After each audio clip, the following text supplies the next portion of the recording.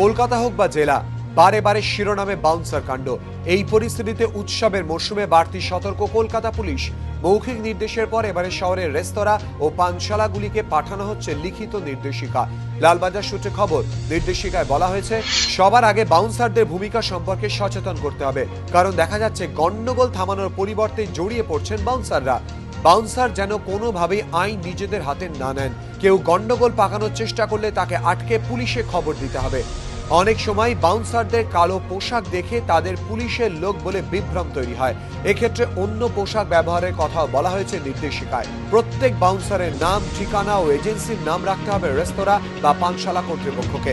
রেস্তোরাঁ বা পানশালা সিসিটিভির ক্যামেরা না থাকলে গন্ডগোলের ভিডিও রেকর্ডিং করে রাখতে হবে। লালবাজার সূত্রে খবর, বড়দিন বা নিউ ইয়ারের অনুষ্ঠানে অনেক সময়ই আমন্ত্রণ পত্রে বড় তারকাদের নাম ছাপিয়ে মানুষকে বিভ্রান্ত করা হয়, যা গন্ডগোলের অন্যতম কারণ।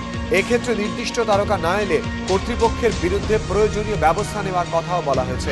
পুলিশের আশা, এই নির্দেশিকা পালন করা হলে বহু অপ্রীতিকর পরিস্থিতি এড়ানো যাবে।